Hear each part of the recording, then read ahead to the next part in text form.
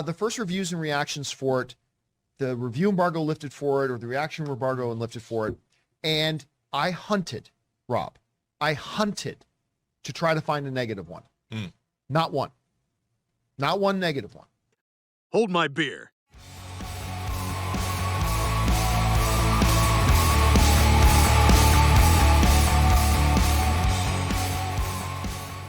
Well, here we are, guys. We finally made it to the Rings of Power, and the one question everyone and their mama has on their minds, how bad does it suck? It was never really a question of will it suck or not, just how bad it will be. And well, I can honestly say, I think it really, really sucks hard. This is one of the worst things I've ever seen. I mean, there were a few atmospheric shots I liked, but the writing, the characters, and oh my god, the dialogue, it's just all so bad. I've only seen the first episode so far, and I wanted to share my thoughts on it, but the second episode has come out at the same time, so most of you have already seen it. And if the second episode is as bad as this first one, this is gonna be one of the biggest flops ever made. So let's just jump right into it and dissect this dead on arrival piece of crap. Stupid fat hobbit.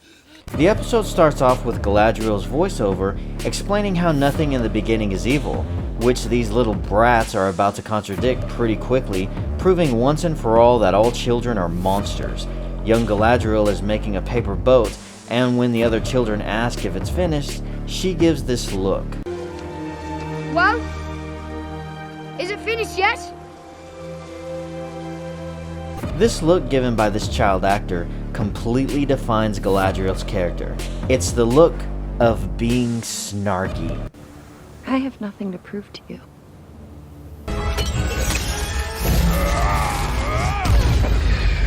This paper boat becomes a chicken until the mean boys start to throw rocks at it and try to make it sink.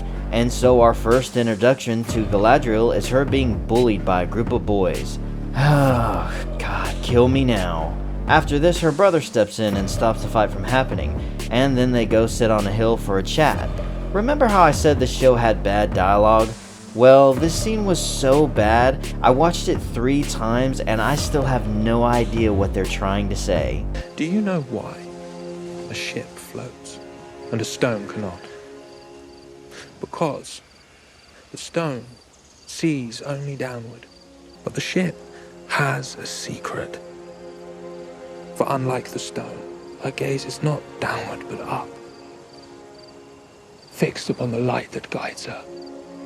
What? Do you know why a ship floats and a stone cannot? Because the stone sees only downward. The darkness of the water is vast and irresistible. The ship feels the darkness as well, striving moment by moment to master her and pull her under. But the ship has a secret. For unlike the stone, her gaze is not downward but up, fixed upon the light that guides her. After several hundred of my brain cells died, we actually get a good shot of the 2 trees. You know, the ones from the trailer? Yeah, they look pretty good. We go back to Galadriel voicing over the destruction of the 2 trees. She mentions Morgoth and the war that the elves fought against him, and we see some pretty cool shots here. We learn Sauron is Morgoth's successor, and is now in control of all the orcs he created. Galadriel's brother tries to find him, but is instead marked and killed. She then takes up this fight, hunting down orcs and searching for Sauron. After years of finding little to nothing, most of the elves believe he's just gone, but she's smarter than all of them and believes he's still out there. And so we pick up the story with her and her men climbing a mountain. Let's get this over with, Pam. This man-child and all the other elves think Galadriel's kind of a bitch and are tired of traveling with her and just want to go home, but she's like, nah, we keep going. Also, look at this face. That's as good as her acting gets, by the way. She can go from looking annoyed to looking like she's about to pop a blood vessel, and those are her only 2 modes of character. They traverse a storm, she gives warmth to a weak little man who can't keep up, and they discover what I felt my old high school looked like when I was heading there in the morning. And then the first scene where I busted out laughing happens. My hand is past feeling. No. This place is so evil, our torches give off no warmth. What? That's so stupid. She leads the dumb men through the castle. She discovers a secret passage. She explains what the orcs were doing here. She notices what the others can't. And she finds the mark of Sauron. She's just so amazing. Oh, but it gets better. This ding-dong runs into a woman who works for the DMV, and not one of these trained elven warriors can even scratch it. But don't worry, Princess Snarky runs in and single-handedly kills the beast instantly, without any problems at all.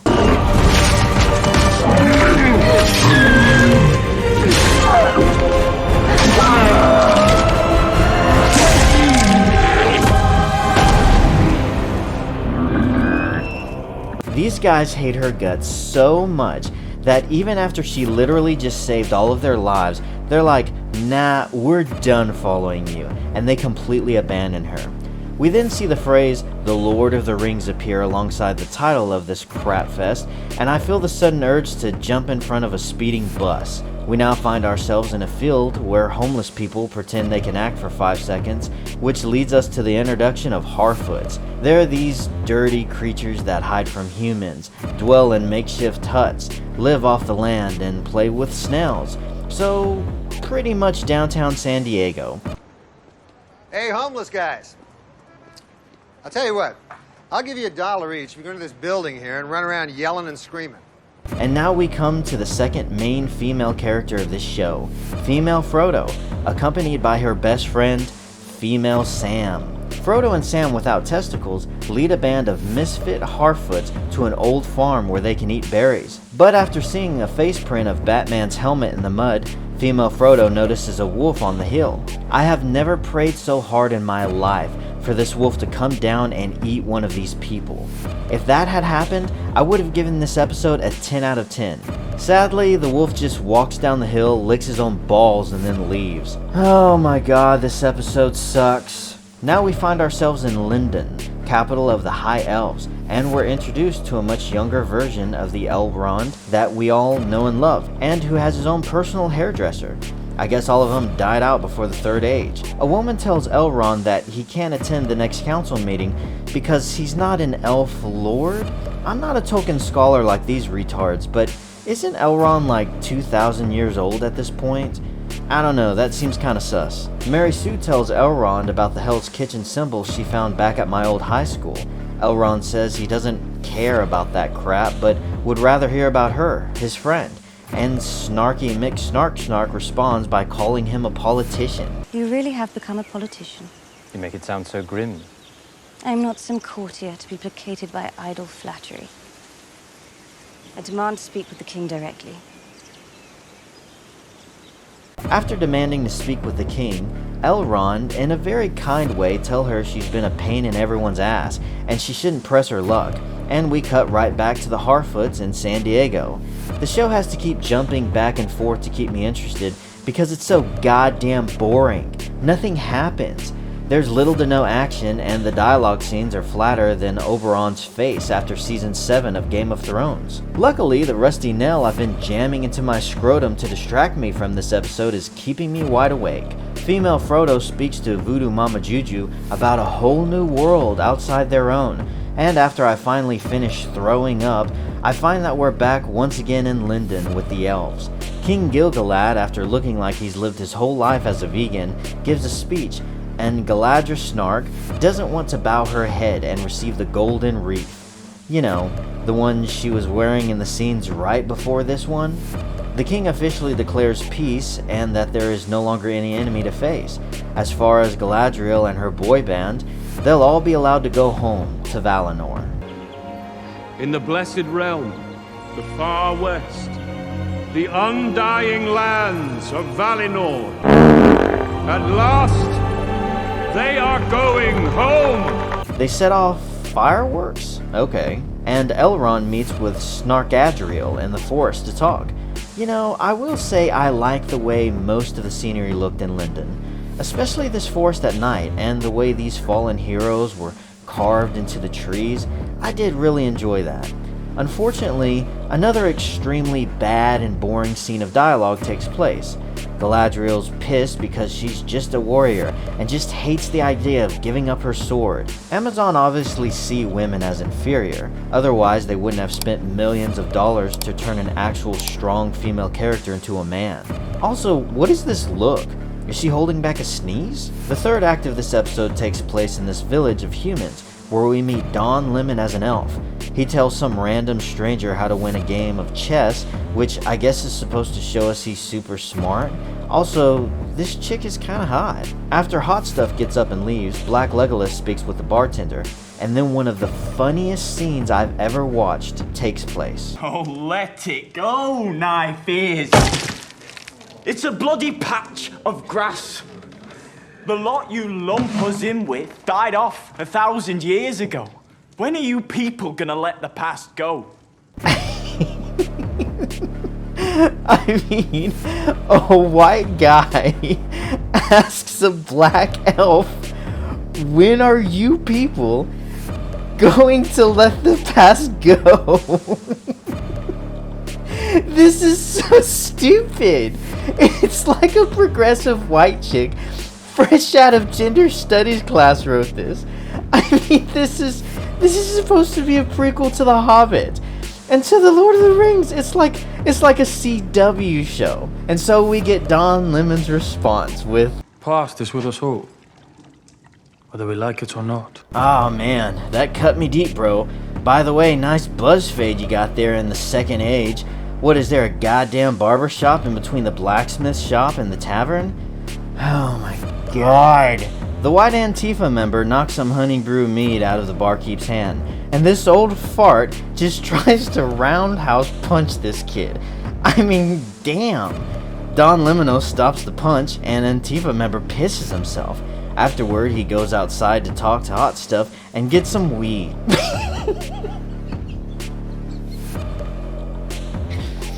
More cringe dialogue goes by, and we get a good look at how stupid their armor looks.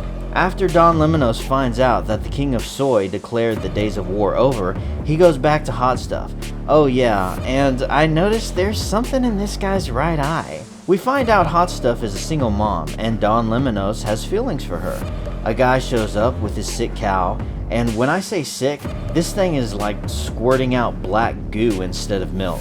Black Legolas and Hot Stuff go off to find which McDonald's the cow was eating at, and in the meantime, Antifa member and the son of Hot Stuff go to this old shack where they find an old broken sword. I'm sure that's important somehow, and I'm sure there's still one person at least in the world who does care. Oh my god, who the hell cares? And now we're back to everyone's favorite character, Galadriel. She's sailing on the sea with her boy band to the Undying Lands, with the same expression on her face I had when watching this episode. Elrond and Gil-galad watch her sail away, and Gil-galad says this. We foresaw that if it had, she might have inadvertently kept alive the very evil she sought to defeat. For the same wind that seeks to blow out a fire may also cause its spread. Then the shadow she sought, you believe it does exist? Set your mind at peace about it. So wait, you know evil, that is Sauron, is still out there, but you're afraid if you let Galadriel mess with him, it's just going to make things worse. So the best thing you can do is just leave him alone? Am I getting that right? You believe it does exist? Set your mind at peace about it. What you did was right. For Galadriel and for Middle-earth. That's just great. I don't know that much about Gil-galad, but something tells me he's not actually this much of a dick in the books. But hey, you can't build up a strong and independent woman without tearing down a few men first, right? What better way to make her look super smart than making all of her male counterparts look dumb? After this homoerotic conversation is over, a drag queen playing Celebrimbor shows up. I mean, my God almighty in heaven and earth.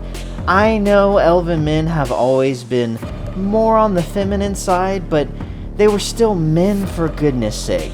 I've seen more masculinity from the hair on Brian Stelter's head than between all three of these divas.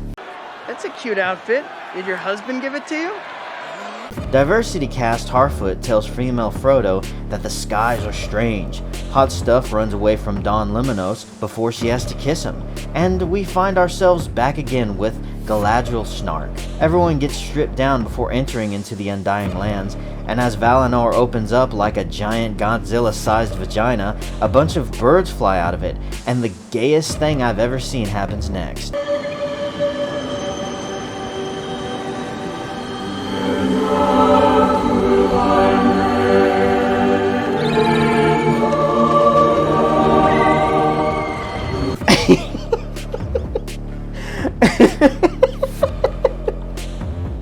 I mean, I'm done.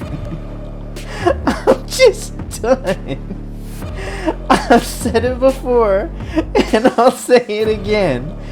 This is the stupidest thing I've ever seen in my life. I mean, I feel like the creators of South Park wrote this.